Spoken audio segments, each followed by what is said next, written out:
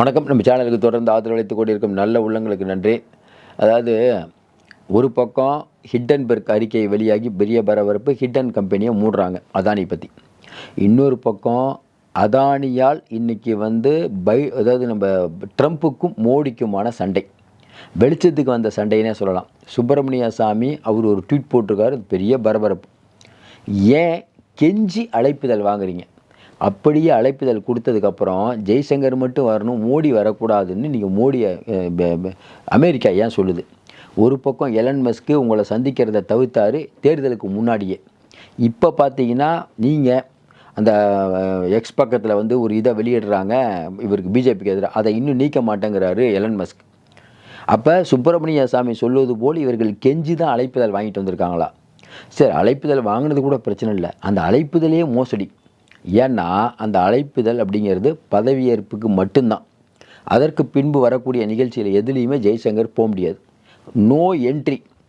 என்னங்க, இந்தியா உலகத்தில் முதல் நாடு, மக்கள் தொகையில் முதல் நாடு, இன்னொன்று அமெரிக்காவுக்கு மிக நட்புறவ நாடு, G7 இருக்காங்க. இப்படிப்பட்ட இந்தியாவுக்கு இப்படி நிலைமையானா, ஆமாங்க, ட்ரம்ப்பு ஆப்கேபார் ட்ரம்ப் சர்க்கார் அப்படின்னு நீங்கள் போன தேர்தலில் சொன்னீங்க. ட்ரம்ப்பு தோத்துட்டார். அதுக்கப்புறம் அவர் ஃபோன் பண்ணால் நீங்கள் எடுக்கவே இல்லை. அதுக்கப்புறம் இப்போ பைடன் ட்ரம்ப்பு நிற்கும் போது ட்ரம்ப்புக்கு ஆதரவு தரல. போன தடவை ஆதரவு தந்தீங்க, அப்போ நல்லவர், இப்போ கெட்டவர் ஆகிட்டாரா?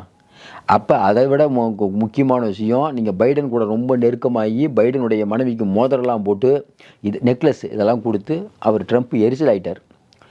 அப்போ கமலா ஹாரிஸு எதிர்த்து நீங்கள் பண்ணிங்கன்னா மாட்டிக்குவீங்கன்னு மோடிக்கு தெரிஞ்சு பின்வாங்கிட்டார்.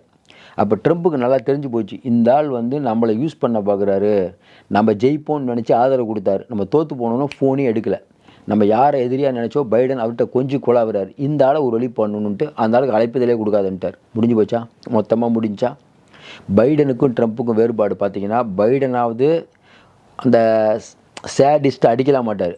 ட்ரம்ப்பெல்லாம் அப்படி இல்லை, வெட்டு ஒன்று துண்டு 2 தான், போயான்ட்டுருவார். சரி, இப்போ சுப்பிரமணிய சாமியே அதை சொல்கிறாரு, என்னங்க காரணம்னா அது உட்பகை. என்ன பகை? அது ஆரிய பகை. அவளுக்கும் சண்டை எப்பயுமே அது நடக்கும் அவங்களுக்குள்ள. இப்படிப்பட்ட சூழ்நிலையில் என்ன நடக்கிறது? அதாவது அமெரிக்காவில் அதிபர் தேர்தல் நடந்தது. அதில் ட்ரம்ப் அவர்கள் ஜெயிச்சார். ஏற்றுனது கமலா ஹாரிஸ். போன தடவை ஐயா மோடி ட்ரம்ப்புக்கு ஆதரவாக அங்கே சொல்கிறார், ட்ரம்ப்பு வரணுன்னார். இந்த தடவை சொல்லலை. அப்போவே ஏதோ பிரச்சனை இருக்குது. இப்படிப்பட்ட சூழ்நிலையில் இப்போ அதாவது அமெரிக்க அதிபரின் பதவியேற்பு விழாங்கிறது உலகமே கொண்டாடக்கூடியது. அதுக்கு லெவன்ஸ்கி, நம்ம உக்ரைன் அதிபர், சைனா, ரஷ்யா புட்டின், இப்படி எல்லா நாட்டு அதிபர்களுக்கும் ஃபோன் பண்ணி ட்ரம்ப்பே கூப்பிட்றார். அவங்களுக்கும் ரஷ்யாவுக்கும் பகை. ரஷ்யா புட்டினியை நான் நேரில் சந்திப்பேன்னு சொல்லிட்டு அவருக்கு ஃபோன் பண்ணுறார். இப்படி எல்லா நாட்டு பிரதமர்கள்ட்டையும் அதிபர்கள்ட்டையும், இலங்கை அதுக்கெல்லாம் லெட்டர் அனுப்புகிறாங்க. இப்படிப்பட்ட சூழ்நிலையில் எல்லா நாட்டுக்கும் இவ்வளோ முக்கியத்துவம் இந்தியான்னு வரும்போது நெல். சரி, என்னங்க இந்தியா தான், ஐயா மோடி தான் விஸ்வகுருவாச்சேன்னு. விஸ்வகுரு நம்ம ஊரில் கதை விட்டுட்டு இருந்தோம். இப்போ அதே டபக்குன்னு அவர் திருப்பி வாங்கிட்டார். நானா கடவுள்? ஐயோ, நான் ஒரு சாதாரண ஆள்ட்டார்.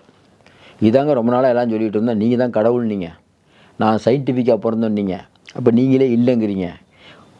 உங்களை மாதிரி அண்ணாமலை மாதிரி ஒரு 10 பேர் உங்களை நம்பிட்டு இருக்காங்க, நிறையா மக்கள் வேறு நம்புகிறாங்க, அதை நம்பிட்டு இருக்க வேண்டியதான், எல்லோரும் கடவுள்னு சொல்ல வேண்டியதானே. அப்போ மோடிக்கு எங்கே பிரச்சனை வருது?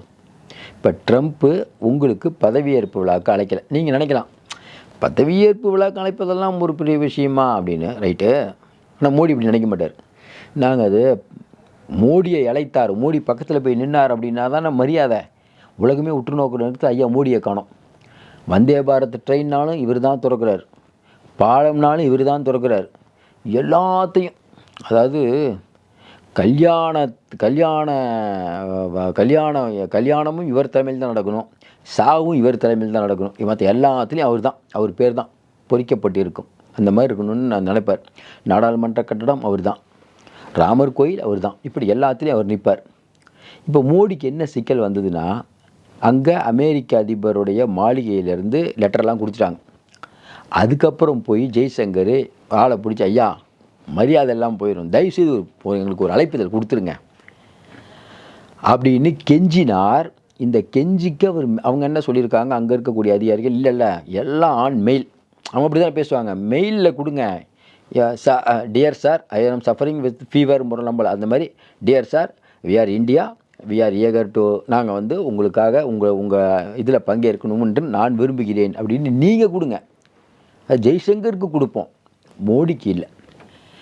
ரைட்டு அப்படின்னு சொல்லிட்டு எப்பயுமே ஒரு அதிகாரினா நிறைய பேர் போவாங்கள்ல, ஒன்லி ஜெய்சங்கருக்கு தான் அலௌடு. அதேமாதிரி ஒரே ஒரு கார் பாஸ் தான். என்னங்க இவ்வளோ மோசமாகி போச்சு, அப்படி எதுக்குங்க போகணுன்னா, போகலைன்னா ஜீவோடைய மரியாதை கெட்டு போயிடும், தயவுசெய்து எப்படியா வாங்கிட்டு வாங்கிட்டார். ஏன்னா இந்தியாவில் ஊடகங்களில் ஐயா மோடிக்கு அப்பாயின்மெண்ட் கொடுத்துட்டாங்க. இங்கே நம்ம நம்புவோம், சுப்பிரமணிய சாமி அவர் ரொம்ப தெளிவாக போட்டார், மோடிக்கு அப்பாயின்மெண்ட் இல்லைங்க, அவர் உள்ளே விட மாட்டாங்க, போகிறது ஜெய்சங்கருக்கு மட்டும்தான் சொல்லிட்டு. இன்னொன்று சொல்கிறார், ஜெய்சங்கருக்கு கொடுத்ததை நீ ஏற்றுக்கக்கூடாது, வேணான்னு சொல்லியிருக்கணும். மோடிக்கு இல்லாத மரியாதை ஜெய்சங்கருக்கு எதுக்கு? ஏன்னா ஜெய்சங்கரை அவர் ஒத்துக்க மாட்டார், அது வேறு இனம். இப்போ என்ன சிக்கல்னா, அதுவும் இல்லாமல் இவர் நம்ம அந்த ஒரே ஒரு இடத்துக்கு மட்டும்தான், இது அந்த ஃபங்க்ஷனுக்கு மட்டும்தான். மற்றபடி நடக்கிற எந்த ஃபங்க்ஷன்லேயும் நிறையா நடக்கும். அன்றைக்கி 5 நாள் 6 நாள் நிகழ்ச்சி. இந்த 6 நாள் நிகழ்ச்சியில் ஐயா மோடி தான் இந்த மாதிரி நிகழ்ச்சிகள்லாம் குஷி ஆயிடுவார். தெரியும்ல, வெளிநாட்டுக்கு போனால் ஒரு குஷி வந்துடும் அவருக்கு, எல்லா நாட்டுக்கும் போவார், ஜாலியாக இருப்பார். அப்படிப்பட்ட ஒருத்தருக்கு அமெரிக்கா மாளிகையில் எந்த விதமான விஷயம் இருக்கும். அதில் போய் ஐயா மோடி நின்றுட்டு வரவேற்பில் நின்னார்னா அவர் போடுற ட்ரெஸ்ஸு, அவருடைய ஹேர் ஸ்டைலு, இது ஒரு தனி. ஏன்னா இதை வச்சு இங்கே இருக்க ஜிகேல் சொல்லுவாங்கள்ல, பார்த்தீங்களா, அமெரிக்க அதிபரே ஐயா மோடிக்கிட்ட தான் அட்வைஸ் கேட்டார், எப்படிங்க நீங்கள் இந்த அளவுக்கு பண்ணுறீங்க, எப்படி நீங்கள் கடவுள் ஆனீங்க அப்படின்னு ரொம்ப சீரியஸாக கேட்டாருன்னா கதை விடுவாங்க. இப்போ இல்லைன்னு ஆகிப்போச்சா, ஐயா மோடி போக முடியாது. இப்போ ஜெய்சங்கர் போகிறார். ஜெய்சங்கர் போனாலும் ஒரு பாஸ் தான், ஒரே ஒரு கார் தான். இப்போ என்னென்னா ஜெய்சங்கர் போவாராங்கிற சந்தேகம். ஏன்னா இவ்வளோ நாள் ஜெய்சங்கர் கதவு திறக்க ஒரு ஆள், ஷூ மாட்டி விட ஒரு ஆள், அப்படி தானே இருக்கும். மினிஸ்டர்னா பெரிய வெளியுறவுத்துறை அமைச்சருங்க அவர், ஒன்றிய அமைச்சர். அந்த பவரில் இருப்ப ஒரே ஒரு கார் மட்டும் போய் டக்குன்னு வெளில வாங்கினா என்ன பண்ணுவார்? மோடி சொல்கிறதுக்காகனா போயிட்டு வருவார். இப்போ போச்சா? சுப்பிரமணிய சாமி இதை எழுப்ப வேண்டிய அவசியம் என்ன? இன்றைக்கி இருக்கக்கூடிய சூழ்நிலையில் மோடிக்கு அதாவது இதை நம்ம இவருக்கு பைடனுக்கும் ட்ரம்ப்புக்கும் பிடிக்காது. இவர் ட்ரம்ப்பை முன்னிறுத்தி முதல்ல சொன்னார். முதல்ல எலெக்ஷன் வரும்போது போன தடவை ட்ரம்ப்புக்கு ஆதரவு சொன்னார். இந்தியாவில் சுதந்திர இந்தியாவில் எவ்வளவோ பிரதமர்கள் இருந்தாங்க, அவங்களுக்கெல்லாம் இல்லாத அறிவு ஐயா மோடிக்கு போயிட்டு கொடுக்கணும்னு ஆதரவு தெரிவிக்கிறார். ஏங்க உங்கள் நாட்டில் இருக்கவங்களுக்கு ஆதரவு தெரிவிக்கிறார், அது எதுங்க வெளிநாட்டிலே போய் பண்ணுவீங்க? அப்போ அமெரிக்காவில் இம்ரான்கான் மற்றவங்களெலாம் வாக்கு சேகரிங்க, அந்த பக்கம் அவரா ஜெயிச்சாரில் அவருக்கு வாக்கு சேகரிங்க, புட்டினுக்கு வாக்கு சேகரிங்க, இதெல்லாம் நடக்குமா? போகிறார். இவர் ஒரு கணக்கு போட்டது என்னென்னா, எப்படியும் ட்ரம்ப் ஜெயிச்சிருவார், சூப்பராகிடும், நம்ம ஸ்ட்ராங் ஆகலைன்னு இவர் ஒரு கணக்கு போட்டார், தோத்துட்டார். பைடன் வந்தார், உடனே பைடன் கூட நெருக்கமாயிட்டார்.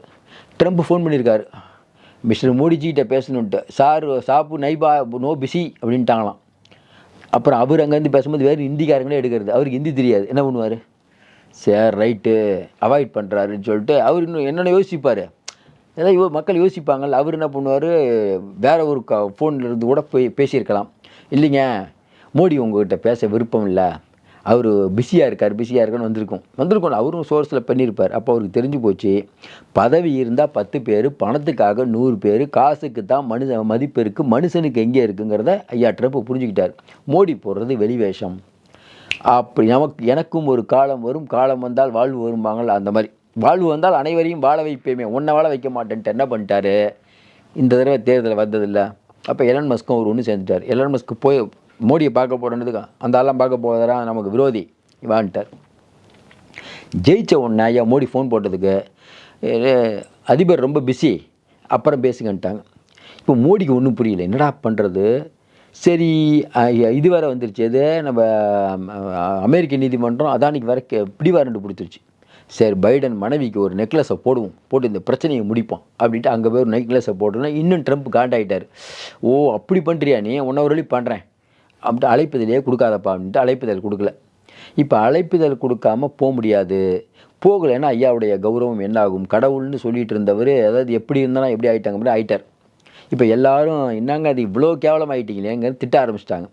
அதுக்கு என்னென்னமோ பண்ணி பார்த்துட்டு ஊடகங்களில் எல்லாத்துலேயும் மோடிக்கு அழைப்புதல் வந்துருச்சு. ஆனால் ஐயா போக மாட்டார், ஏன்னா இந்தியாவை புரட்டி போடுவதற்கு ஐடியா தயார் பண்ணிகிட்டு இருக்காரு.